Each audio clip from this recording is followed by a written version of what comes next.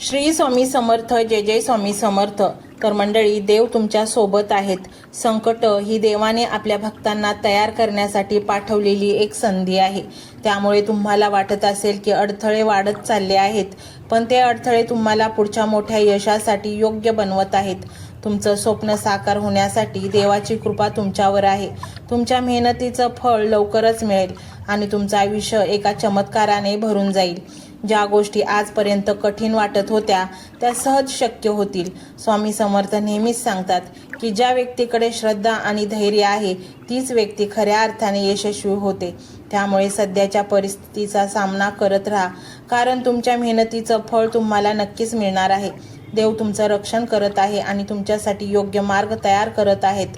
तुम्ही सध्या ज्या ठिकाणी कठीण टप्प्यांवरून जात आहात तो टप्पा तुम्हाला अधिक मजबूत आणि कणखर बनवण्यासाठी आहे. स्वामींच्या कृपेने तुमचं जीवन एका सुंदर वळणावर जात आहे, जिथे तुम्हाला तुमच्या कष्टाचं फळ मिळेल. तुमचं भविष्य आता एक नवीन दिशा घेणार आहे, जिथं प्रत्येक गोष्ट तुमच्या अपेक्षेपेक्षा चांगली असेल. स्वामी समर्थ म्हणतात, तुमचं जीवन म्हणजे देवाने दिलेली एक मोठी देणगी आहे. ज्या गोष्टी तुम्हाला अशक्य वाटत होत्या त्या आता देवाच्या कृपेने शक्य होतील. फक्त श्रद्धा ठेवा, कारण देवाच्या योजना नेहमीच आपल्या भक्तांच्या भल्यासाठी असतात. तुम्हाला लवकरच असा एक अनुभव येईल जो तुमचं मन आणि जीवन दोन्हीही बदलवून टाकेल. तुमचं जीवन एका मोठ्या सकारात्मक बदलासाठी तयार होत आहे. स्वामी समर्थांच्या शिकवणीत सांगितलं जातं की आनंद हा नेहमीच कठीण परिस्थितीनंतर मिळत असतो. त्यामुळे तुमच्या सध्याच्या संघर्षावर संयम ठेवा आणि तुमच्या प्रयत्नांत सातत्य ठेवा. देव तुमच्यासाठी मोठ्या गोष्टींची योजना तयार करत आहे. त्या योजना लवकरच तुमचं जीवन उजळवतील. तुमच्या आयुष्यात चमत्कार घडवण्यासाठी स्वामी समर्थ नेहमी सज्ज असतात. जेव्हा तुम्हाला वाटतं की सर्व काही संपत चाललेलं आहे, तेव्हा लक्षात ठेवा की देव तुमच्यासाठी नवीन दरवाजे उघडत आहेत. तुमचं भविष्य आता एका सुंदर वळणावर आहे. ज्या गोष्टी तुम्हाला गमावल्यासारख्या वाटत होत्या त्या परत येण्याची वेळ आता आली आहे. स्वामींच्या आशीर्वादाने तुमचं आयुष्य एका आश्चर्यकारक परिस्थितीने भरून जाईल. फक्त स्वतःवर आणि स्वामींच्या मार्गदर्शनावर विश्वास ठेवा. प्रत्येक संघर्ष हा एक नवीन संधीचा दरवाजा आहे आणि तुमच्यासाठी तो दरवाजा आता उघडणार आहे. स्वामी समर्थ नेहमीच सांगतात की जीवनात श्रद्धा आणि प्रयत्न असतील तर कोणतीही गोष्ट अशक्य नाही.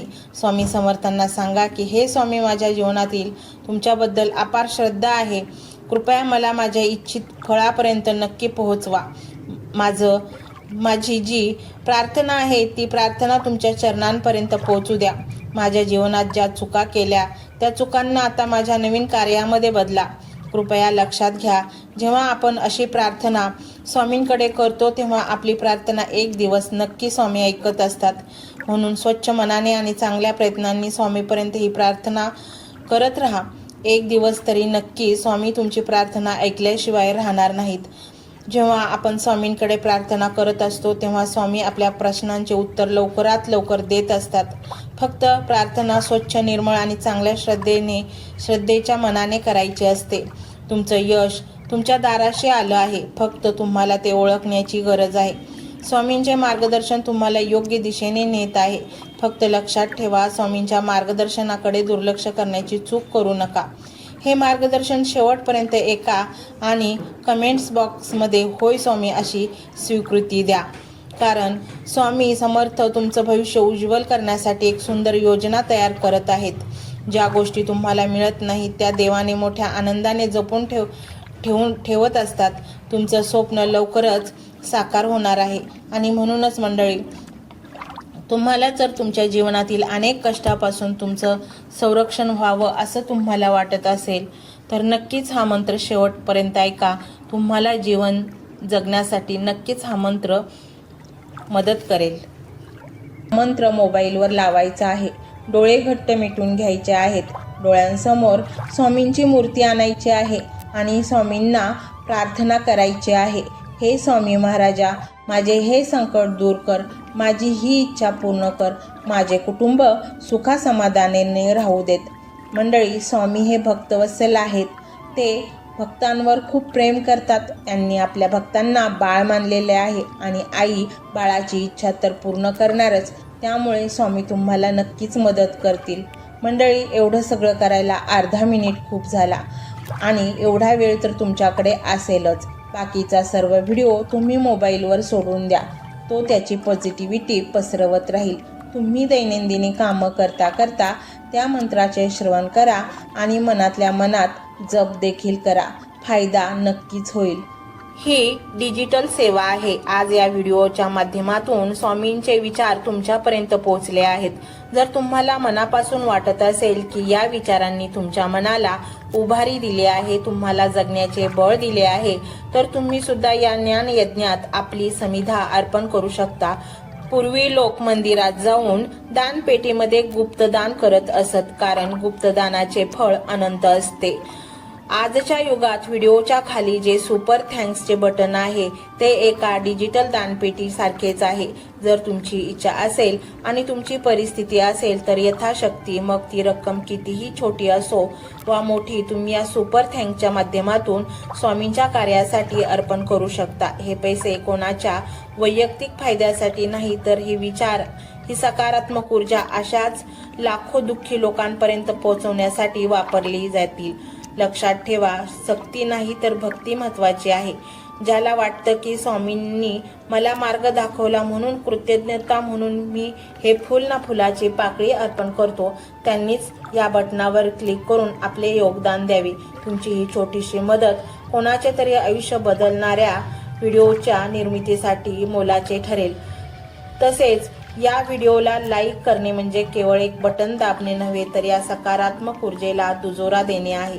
जेव्हा तुम्ही लाईक करता तेव्हा तुमची विश्वाला सांगता की हो, माझा स्वामींवर विश्वास आहे. आणि शेअर करणे म्हणजे काय, तर पुण्य वाढणे. जर तुम्हाला वाटत असेल की तुमच्या एखाद्या मित्राला, नातेवाईकाला किंवा ओळखीच्या व्यक्तीला सध्या आधाराची गरज आहे, तर त्यांना हा व्हिडिओ नक्की पाठवा. कदाचित तुमचे एक शेअर करण्याचे कर्म त्यांना आत्महत्येसारख्या विचारांपासून परावृत्त करू शकेल किंवा त्यांना नैराश्यातून बाहेर काढेल. पुण्य फक्त अन्नदानानेच नाही तर विचारदानाने सुद्धा मिळते. म्हणून संकोच न करता हा व्हिडिओ तुमच्या जवळच्या लोकांपर्यंत पोहोचवावा. आणि हो, स्वामींच्या या दरबारात रोज हजेरी लावण्यासाठी चॅनलला सबस्क्राईब करा व बेल आयकॉनचे बटन देखील प्रेस करा. जेव्हा स्वामींचा संदेश येईल तेव्हा सर्वात आधी तो तुमच्यापर्यंत पोहोचेल. ही घंटा म्हणजे मंदिराची घंटा आहे, जी वाजवल्याने मनाला जाग येते. आणि सर्वात महत्त्वाचे म्हणजे तुमचा संवाद. खाली कमेंट बॉक्समध्ये तुमचा अनुभव नक्की मांडा. तुमच्या मनात काय चाललं आहे, तुम्हाला स्वामींची प्रचिती कधी आली आहे, कशी आली आहे ते लिहा. जेव्हा तुम्ही श्री स्वामी समर्थ किंवा भिवू नकोस मी तुझ्या पाठीशी आहे असं लिहून कमेंट करता, तेव्हा ते केवळ शब्द नसतात, तर ती लिखित जप असतो. तुमच्या त्या कमेंटकडे पाहून दुसऱ्या एखाद्या भक्ताला प्रेरणा मिळू शकते. तुमची एक कमेंट हजारो लोकांचा विश्वास वाढवू शकते. त्यामुळे लाजू नका, मोकळ्या मनाने व्यक्त व्हा. इथे कोणी कोणाला जज करत नाही. आपण सर्वजण त्या एकाच माऊलीचे लेकरे आहोत. तुमचा हा प्रतिसादच या कार्याला पुढे नेण्याची प्रेरणा देतो. तर पाहूया तो शक्तिशाली रहस्यमय मंत्र काय आहे. तो मंत्र असा आहे.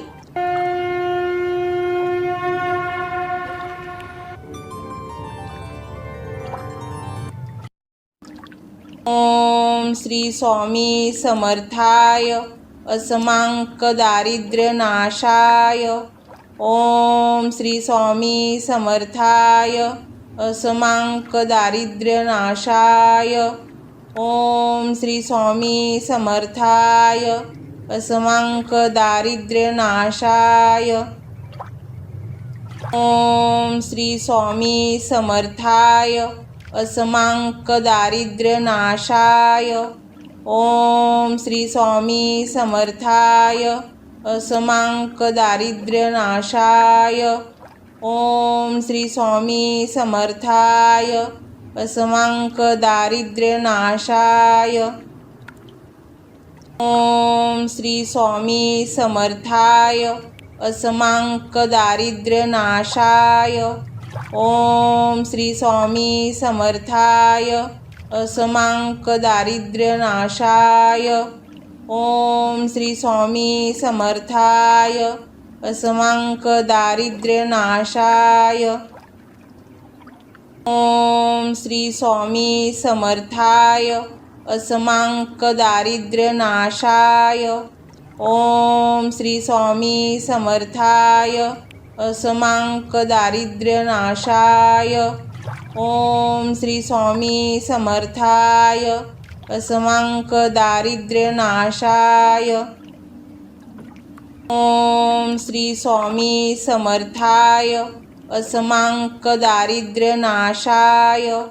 ओम श्री स्वामी समर्थाय।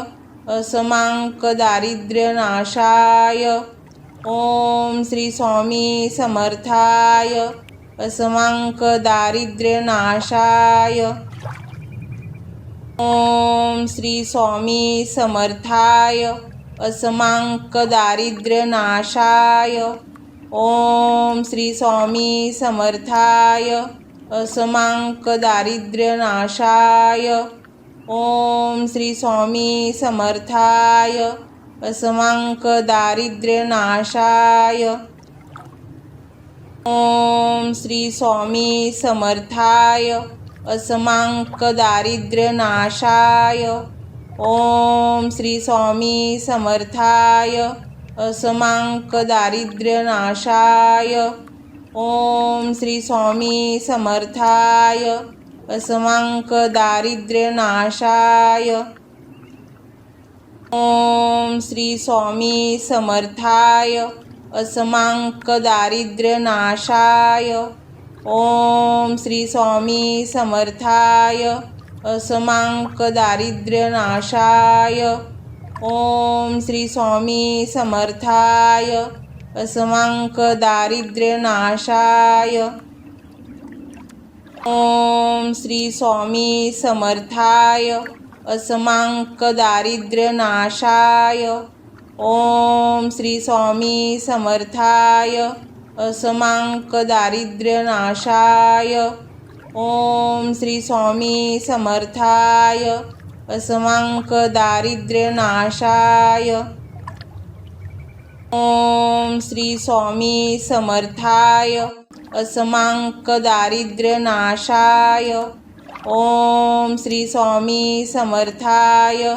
असमांक दारिद्र्यनाशाय। ओम श्री स्वामी समर्थाय। असमांक दारिद्र्यनाशाय। ओम श्री स्वामी समर्थाय। असमांक दारिद्र्यनाशाय। ओम श्री स्वामी समर्थाय। असमांक दारिद्र्यनाशाय।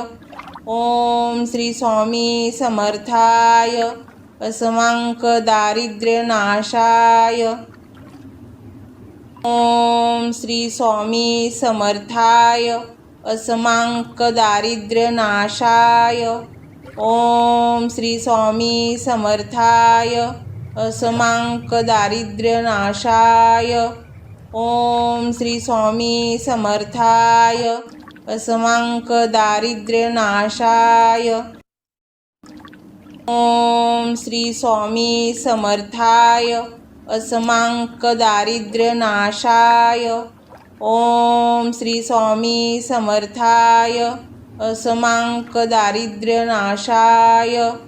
ओम श्री स्वामी समर्थाय। असमांक दारिद्र्यनाशाय। ओम श्री स्वामी समर्थाय। असमांक दारिद्र्यनाशाय। ओम श्री स्वामी समर्थाय। असमांक दारिद्र्यनाशाय। ओम श्री स्वामी समर्थाय। असमांक दारिद्र्यनाशाय। ओम श्री स्वामी समर्थाय। असमांक दारिद्र्यनाशाय। ओम श्री स्वामी समर्थाय। असमांक दारिद्र्यनाशाय। ओम श्री स्वामी समर्थाय। असमांक दारिद्र्यनाशाय। ओम श्री स्वामी समर्थाय। असमांक दारिद्र्यनाशाय। ओम श्री स्वामी समर्थाय। असमांक दारिद्र्यनाशाय। ओम श्री स्वामी समर्थाय असमांक दारिद्र्यनाशाय। ओम श्री स्वामी समर्थाय असमांक दारिद्र्यनाशाय। ओम श्री स्वामी समर्थाय असमांक दारिद्र्यनाशाय। ओम श्री स्वामी समर्थाय असमांक दारिद्र्यनाशाय। ओम श्री स्वामी समर्थाय असमांक दारिद्र्यनाशाय। ओम श्री स्वामी समर्थाय असमांक दारिद्र्यनाशाय।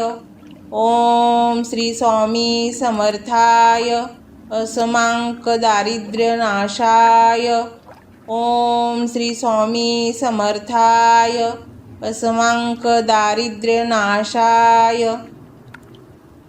ओम श्री स्वामी समर्थाय असमांक दारिद्र्यनाशाय। ओम श्री स्वामी समर्थाय असमांक दारिद्र्यनाशाय।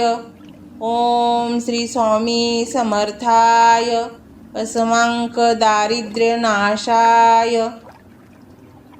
ओम श्री स्वामी समर्थाय असमांक दारिद्र्यनाशाय।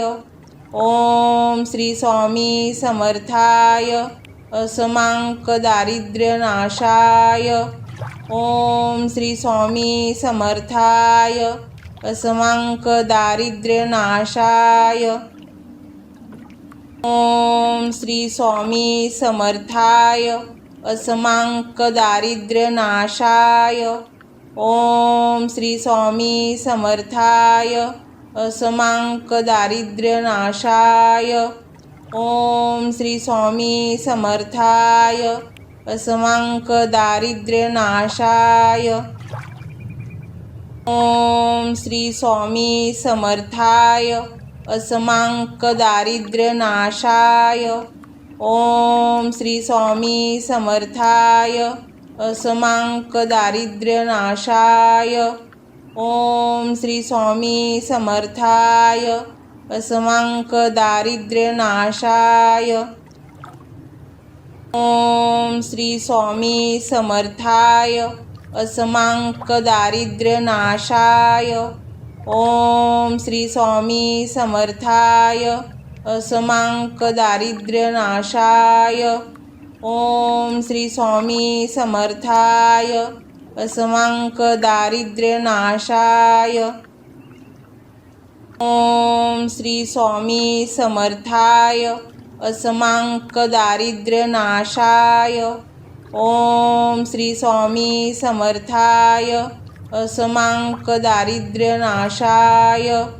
ओम श्री स्वामी समर्थाय असमांक दारिद्र्यनाशाय।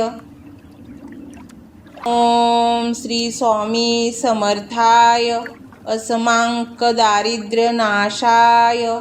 ओम श्री स्वामी समर्थाय असमांक दारिद्र्यनाशाय। ओम श्री स्वामी समर्थाय असमांक दारिद्र्यनाशाय। ओम श्री स्वामी समर्थाय असमांक दारिद्र्यनाशाय। ओम श्री स्वामी समर्थाय असमांक दारिद्र्यनाशाय। ओम श्री स्वामी समर्थाय असमांक दारिद्र्यनाशाय। ओम श्री स्वामी समर्थाय असमांक दारिद्र्यनाशाय। ओम श्री स्वामी समर्थाय असमांक दारिद्र्यनाशाय। ओम श्री स्वामी समर्थाय असमांक दारिद्र्यनाशाय। ओम श्री स्वामी समर्थाय असमांक दारिद्र्यनाशाय। ओम श्री स्वामी समर्थाय असमांक दारिद्र्यनाशाय। ओम श्री स्वामी समर्थाय असमांक दारिद्र्यनाशाय। ओम श्री स्वामी समर्थाय। असमांक दारिद्र्यनाशाय। ओम श्री स्वामी समर्थाय। असमांक दारिद्र्यनाशाय। ओम श्री स्वामी समर्थाय। असमांक दारिद्र्यनाशाय। ओम श्री स्वामी समर्थाय।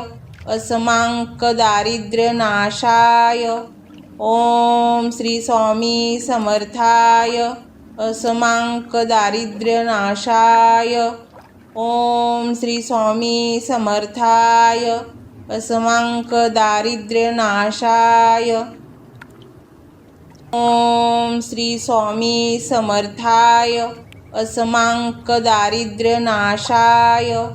ओम श्री स्वामी समर्थाय। असमांक दारिद्र्यनाशाय। ओम श्री स्वामी समर्थाय। असमांक दारिद्र्यनाशाय। ओम श्री स्वामी समर्थाय। असमांक दारिद्र्यनाशाय। ओम श्री स्वामी समर्थाय। असमांक दारिद्र्यनाशाय। ओम श्री स्वामी समर्थाय। असमांक दारिद्र्यनाशाय। ओम श्री स्वामी समर्थाय। असमांक दारिद्र्यनाशाय। ओम श्री स्वामी समर्थाय। असमांक दारिद्र्यनाशाय। ओम श्री स्वामी समर्थाय। असमांक दारिद्र्यनाशाय। ओम श्री स्वामी समर्थाय। असमांक दारिद्र्यनाशाय। ओम श्री स्वामी समर्थाय। असमांक दारिद्र्यनाशाय। ओम श्री स्वामी समर्थाय। असमांक दारिद्र्यनाशाय। ओम श्री स्वामी समर्थाय। असमांक दारिद्र्यनाशाय। ओम श्री स्वामी समर्थाय। असमांक दारिद्र्यनाशाय। ओम श्री स्वामी समर्थाय। असमांक दारिद्र्यनाशाय। ओम श्री स्वामी समर्थाय। असमांक दारिद्र्यनाशाय। ओम श्री स्वामी समर्थाय। असमांक दारिद्र्यनाशाय। ओम श्री स्वामी समर्थाय। असमांक दारिद्र्यनाशाय। ओम श्री स्वामी समर्थाय। असमांक दारिद्र्यनाशाय। ओम श्री स्वामी समर्थाय। असमांक दारिद्र्यनाशाय। ओम श्री स्वामी समर्थाय। असमांक दारिद्र्यनाशाय। ओम श्री स्वामी समर्थाय। असमांक दारिद्र्यनाशाय। ओम श्री स्वामी समर्थाय। असमांक दारिद्र्यनाशाय। ओम श्री स्वामी समर्थाय। असमांक दारिद्र्यनाशाय। ओम श्री स्वामी समर्थाय। असमांक दारिद्र्यनाशाय। ओम श्री स्वामी समर्थाय। असमांक दारिद्र्यनाशाय। ओम श्री स्वामी समर्थाय। असमांक दारिद्र्यनाशाय। ओम श्री स्वामी समर्थाय। असमांक दारिद्र्यनाशाय। ओम श्री स्वामी समर्थाय। असमांक दारिद्र्यनाशाय। ओम श्री स्वामी समर्थाय। असमांक दारिद्र्यनाशाय। ओम श्री स्वामी समर्थाय। असमांक दारिद्र्यनाशाय। ओम श्री स्वामी समर्थाय असमांक दारिद्र्य नाशाय। ओम श्री स्वामी समर्थाय असमांक दारिद्र्य नाशाय। ओम श्री स्वामी समर्थाय असमांक दारिद्र्य नाशाय। ओम श्री स्वामी समर्थाय असमांक दारिद्र्य नाशाय। ओम श्री स्वामी समर्थाय असमांक दारिद्र्य नाशाय। ओम श्री स्वामी समर्थाय असमांक दारिद्र्य नाशाय। ओम श्री स्वामी समर्थाय असमांक दारिद्र्य नाशाय। ओम श्री स्वामी समर्थाय असमांक दारिद्र्य नाशाय। ओम श्री स्वामी समर्थाय असमांक दारिद्र्य नाशाय। ओम श्री स्वामी समर्थाय असमांक दारिद्र्य नाशाय। ओम श्री स्वामी समर्थाय असमांक दारिद्र्य नाशाय। ओम श्री स्वामी समर्थाय असमांक दारिद्र्य नाशाय। ओम श्री स्वामी समर्थाय असमांक दारिद्र्य नाशाय। ओम श्री स्वामी समर्थाय असमांक दारिद्र्य नाशाय। ओम श्री स्वामी समर्थाय असमांक दारिद्र्य नाशाय। ओम श्री स्वामी समर्थाय असमांक दारिद्र्य नाशाय। ओम श्री स्वामी समर्थाय असमांक दारिद्र्य नाशाय। ओम श्री स्वामी समर्थाय असमांक दारिद्र्य नाशाय।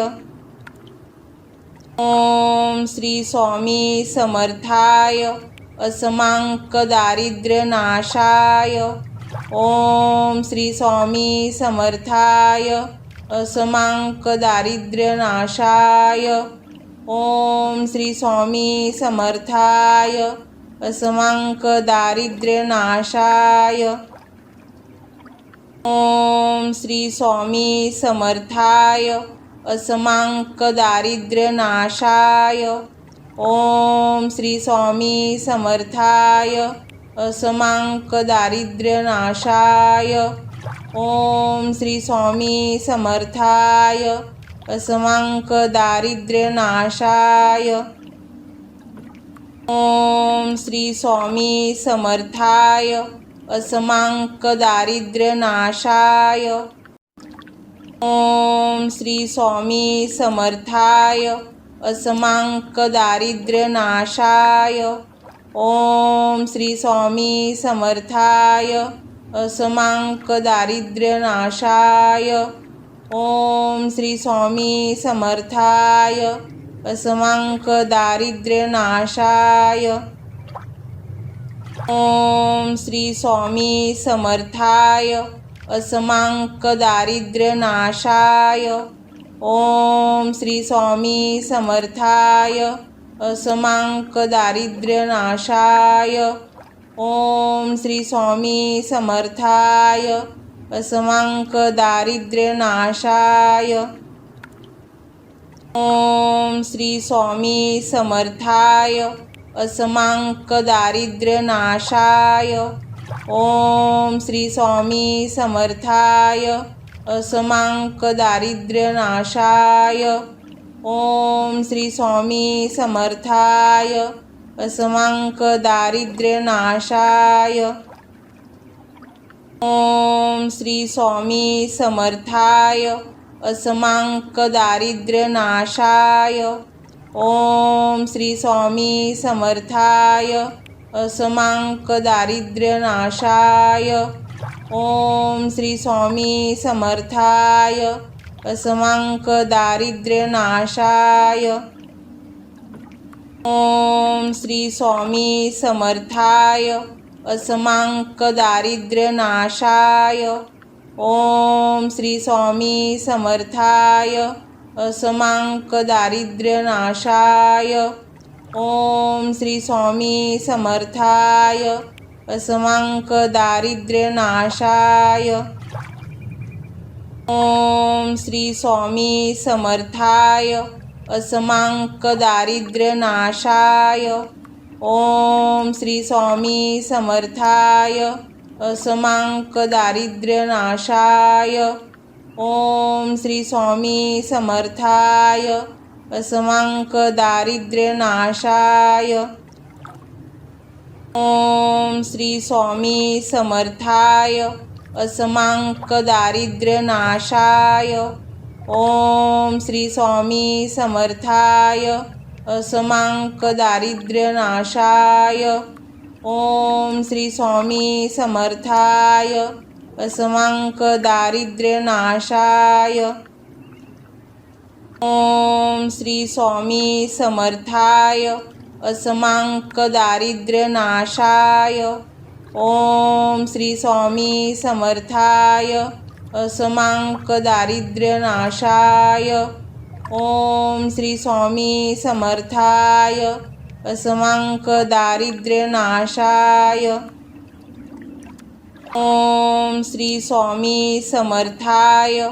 असमांक दारिद्र्यनाशाय। ओम श्री स्वामी समर्थाय।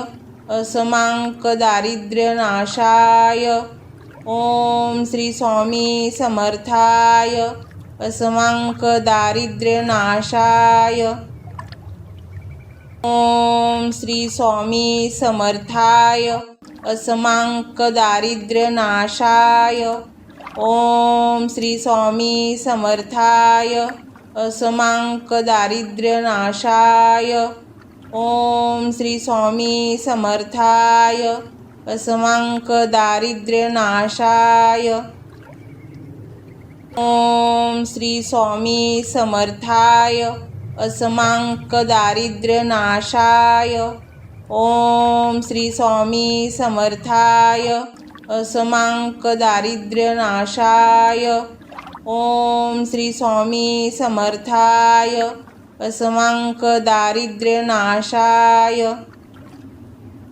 ओम श्री स्वामी समर्थाय। असमांक दारिद्र्यनाशाय। ओम श्री स्वामी समर्थाय। असमांक दारिद्र्यनाशाय। ओम श्री स्वामी समर्थाय। असमांक दारिद्र्यनाशाय। ओम श्री स्वामी समर्थाय। असमांक दारिद्र्यनाशाय। ओम श्री स्वामी समर्थाय। असमांक दारिद्र्यनाशाय। ओम श्री स्वामी समर्थाय। असमांक दारिद्र्यनाशाय। ओम श्री स्वामी समर्थाय। असमांक दारिद्र्यनाशाय। ओम श्री स्वामी समर्थाय। असमांक दारिद्र्यनाशाय। ओम श्री स्वामी समर्थाय। असमांक दारिद्र्यनाशाय। ओम श्री स्वामी समर्थाय। असमांक दारिद्र्यनाशाय। ओम श्री स्वामी समर्थाय। असमांक दारिद्र्यनाशाय। ओम श्री स्वामी समर्थाय। असमांक दारिद्र्यनाशाय। ओम श्री स्वामी समर्थाय। असमांक दारिद्र्यनाशाय। ओम श्री स्वामी समर्थाय। असमांक दारिद्र्यनाशाय। ओम श्री स्वामी समर्थाय। असमांक दारिद्र्यनाशाय। ओम श्री स्वामी समर्थाय। असमांक दारिद्र्यनाशाय। ओम श्री स्वामी समर्थाय। असमांक दारिद्र्यनाशाय। ओम श्री स्वामी समर्थाय असमांक दारिद्र्यनाशाय। ओम श्री स्वामी समर्थाय असमांक दारिद्र्यनाशाय। ओम श्री स्वामी समर्थाय असमांक दारिद्र्यनाशाय। ओम श्री स्वामी समर्थाय असमांक दारिद्र्यनाशाय। ओम श्री स्वामी समर्थाय असमांक दारिद्र्यनाशाय। ओम श्री स्वामी समर्थाय असमांक दारिद्र्यनाशाय। ओम श्री स्वामी समर्थाय असमांक दारिद्र्यनाशाय। ओम श्री स्वामी समर्थाय असमांक दारिद्र्यनाशाय।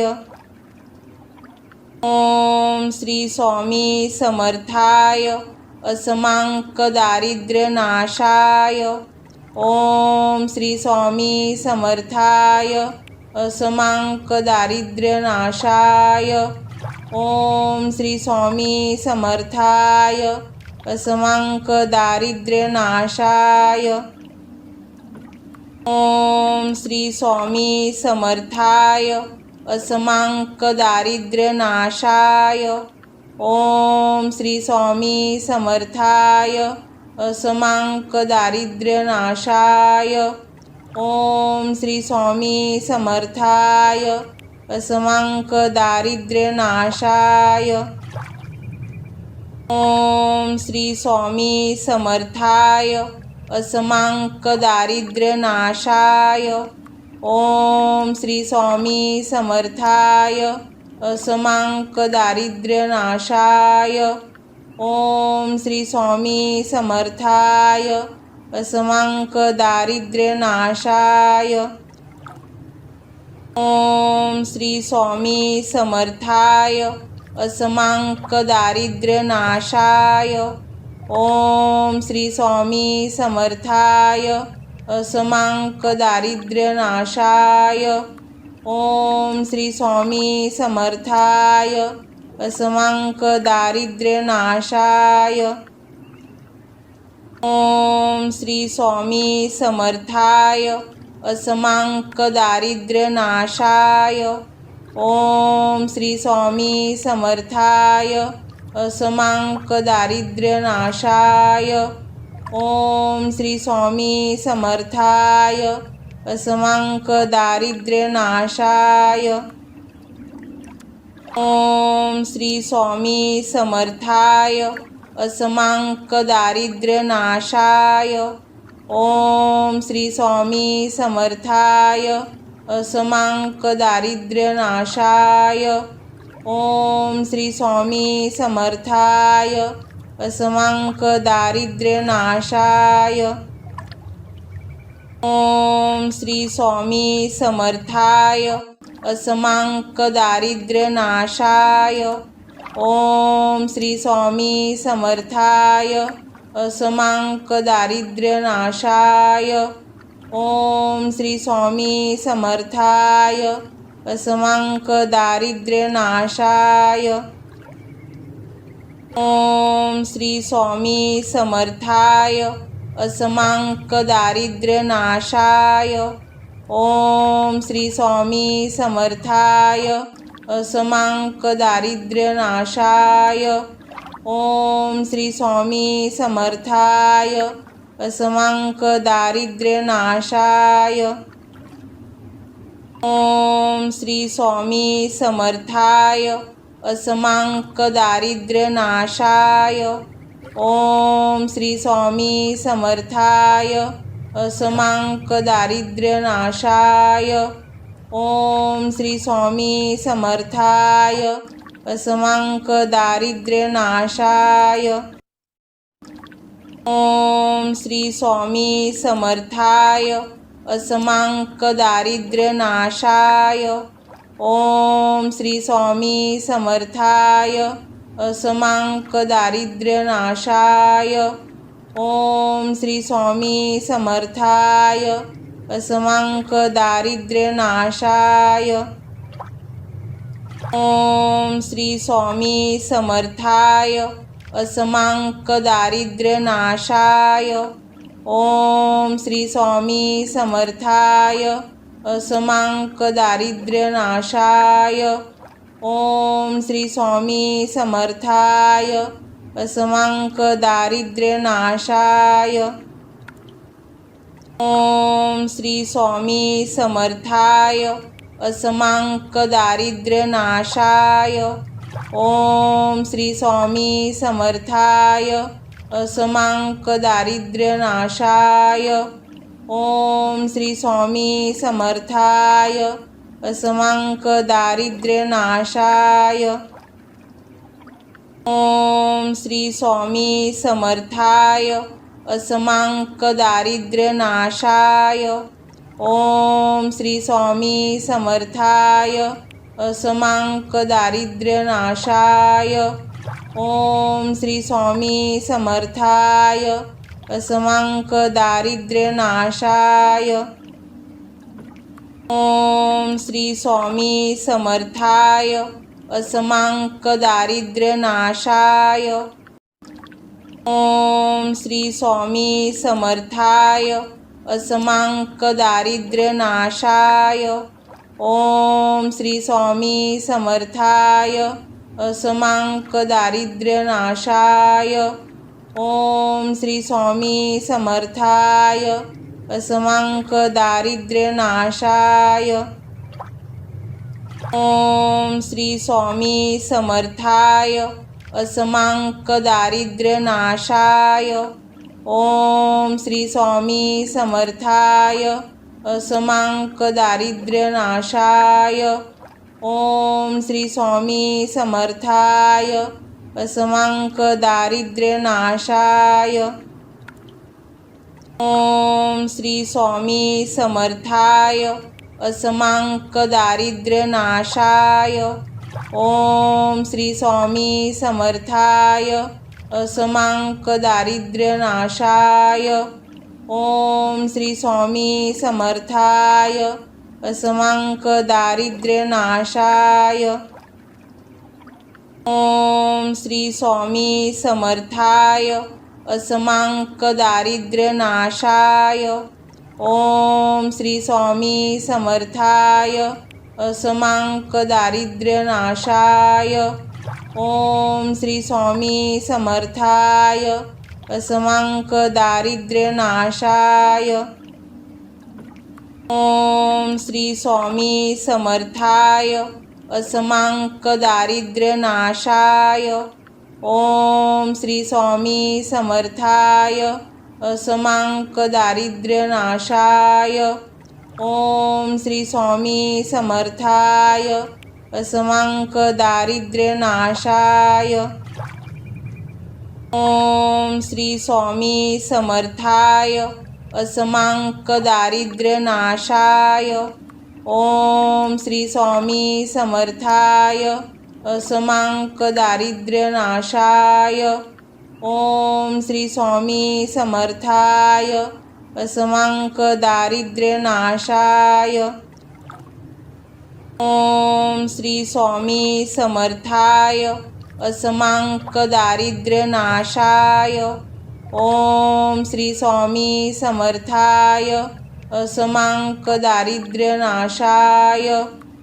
ओम श्री स्वामी समर्थाय। असमांक दारिद्र्यनाशाय। ओम श्री स्वामी समर्थाय। असमांक दारिद्र्यनाशाय। ओम श्री स्वामी समर्थाय। असमांक दारिद्र्यनाशाय। ओम श्री स्वामी समर्थाय। असमांक दारिद्र्यनाशाय। ओम श्री स्वामी समर्थाय। असमांक दारिद्र्यनाशाय। ओम श्री स्वामी समर्थाय। असमांक दारिद्र्यनाशाय। ओम श्री स्वामी समर्थाय। असमांक दारिद्र्यनाशाय। ओम श्री स्वामी समर्थाय असमांक दारिद्र्य नाशाय। ओम श्री स्वामी समर्थाय असमांक दारिद्र्य नाशाय। ओम श्री स्वामी समर्थाय असमांक दारिद्र्य नाशाय। ओम श्री स्वामी समर्थाय असमांक दारिद्र्य नाशाय।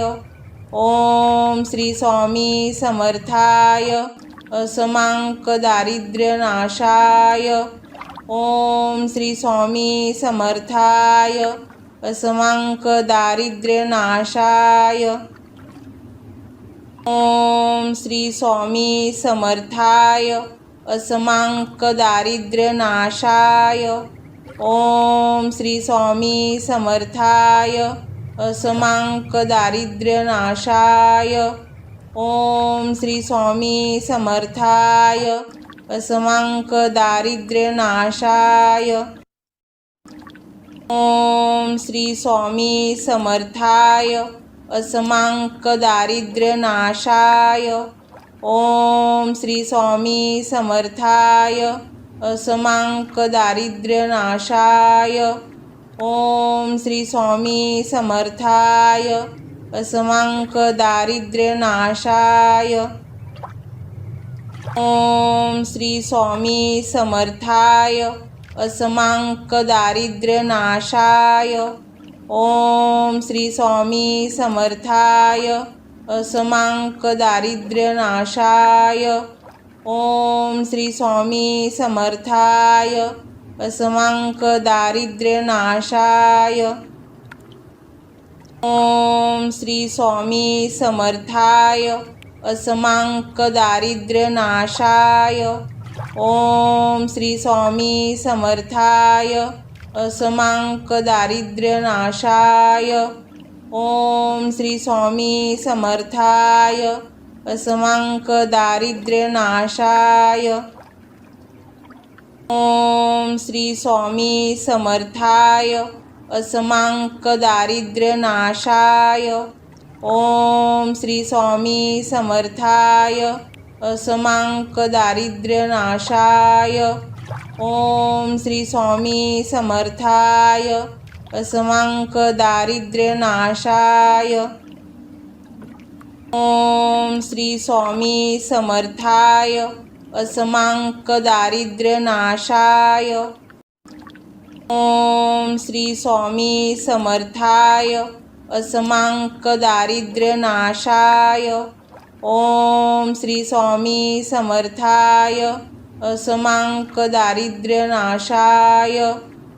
ओम श्री स्वामी समर्थाय असमांक दारिद्र्य नाशाय। ओम श्री स्वामी समर्थाय असमांक दारिद्र्य नाशाय। ओम श्री स्वामी समर्थाय असमांक दारिद्र्य नाशाय। ओम श्री स्वामी समर्थाय असमांक दारिद्र्य नाशाय। ओम श्री स्वामी समर्थाय असमांक दारिद्र्य नाशाय। ओम श्री स्वामी समर्थाय असमांक दारिद्र्य नाशाय। ओम श्री स्वामी समर्थाय असमांक दारिद्र्य नाशाय। ओम श्री स्वामी समर्थाय असमांक दारिद्र्य नाशाय। ओम श्री स्वामी समर्थाय असमांक दारिद्र्य नाशाय। ओम श्री स्वामी समर्थाय असमांक दारिद्र्य नाशाय। ओम श्री स्वामी समर्थाय असमांक दारिद्र्य नाशाय। ओम श्री स्वामी समर्थाय असमांक दारिद्र्य नाशाय। ओम श्री स्वामी समर्थाय असमांक दारिद्र्य नाशाय। ओम श्री स्वामी समर्थाय असमांक दारिद्र्यनाशाय। ओम श्री स्वामी समर्थाय। असमांक दारिद्र्यनाशाय। ओम श्री स्वामी समर्थाय। असमांक दारिद्र्यनाशाय। ओम श्री स्वामी समर्थाय। असमांक दारिद्र्यनाशाय। ओम श्री स्वामी समर्थाय। असमांक दारिद्र्यनाशाय। ओम श्री स्वामी समर्थाय।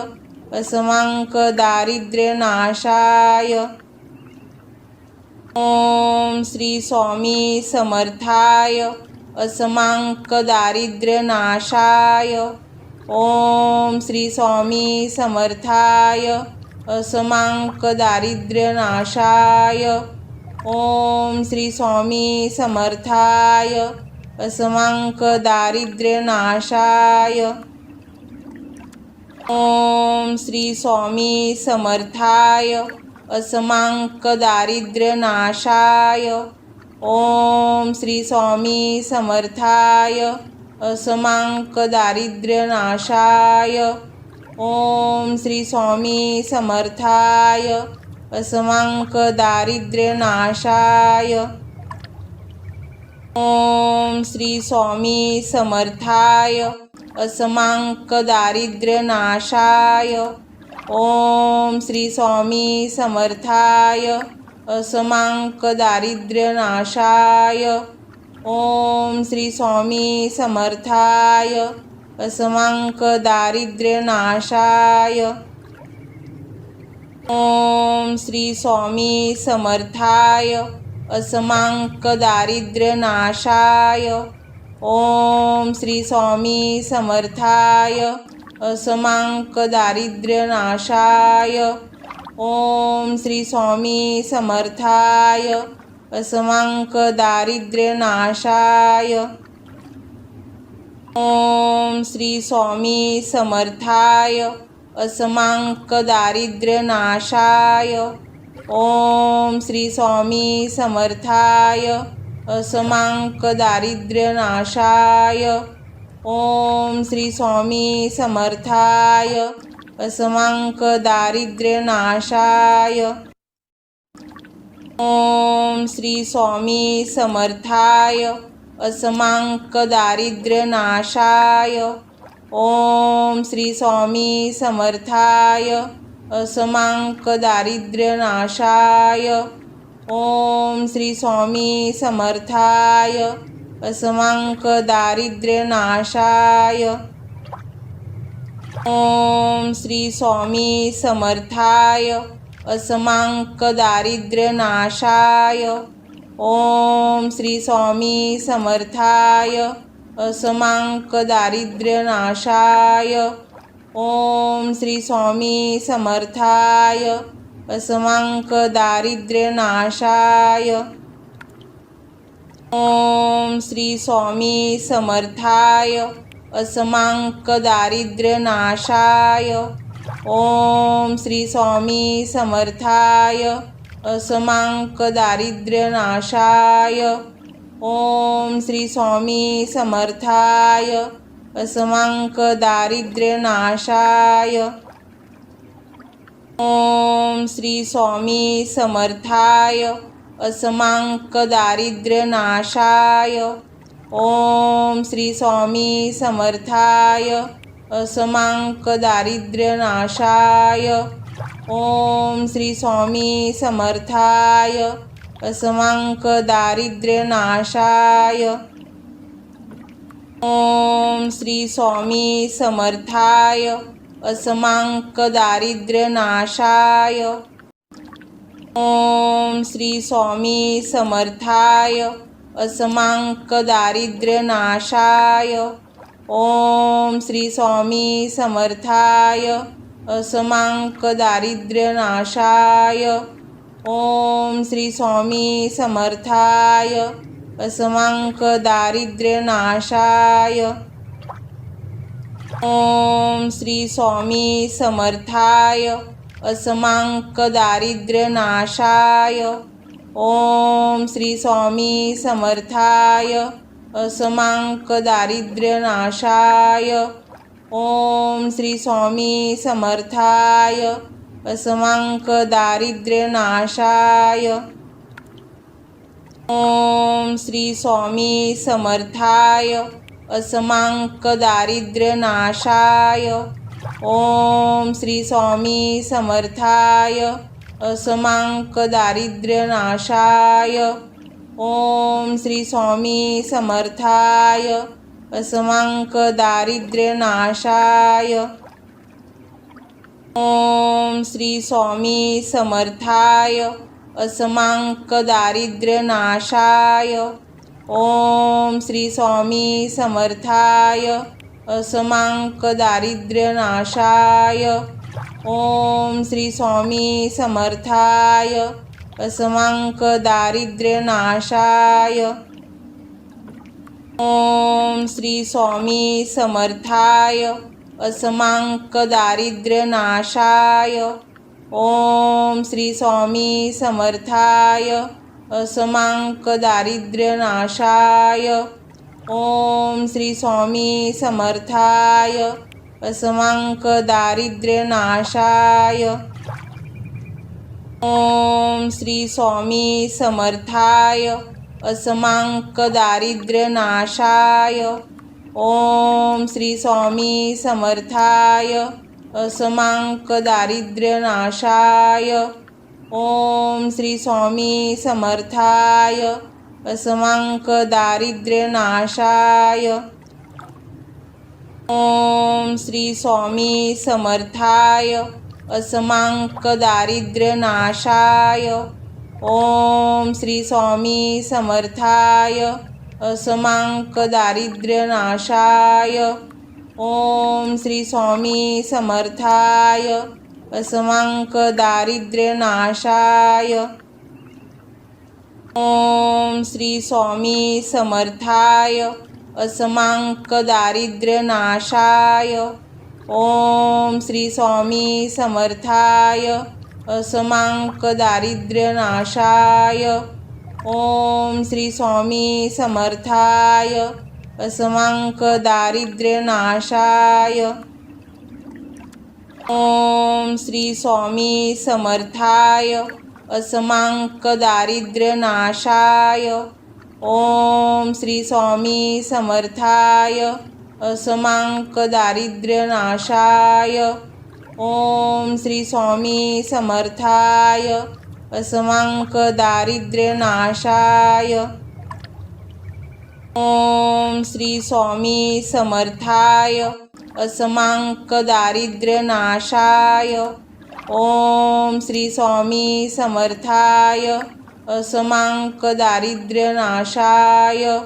ओम श्री स्वामी समर्थाय असमांक दारिद्र्यनाशाय। ओम श्री स्वामी समर्थाय असमांक दारिद्र्यनाशाय। ओम श्री स्वामी समर्थाय असमांक दारिद्र्यनाशाय। ओम श्री स्वामी समर्थाय असमांक दारिद्र्यनाशाय।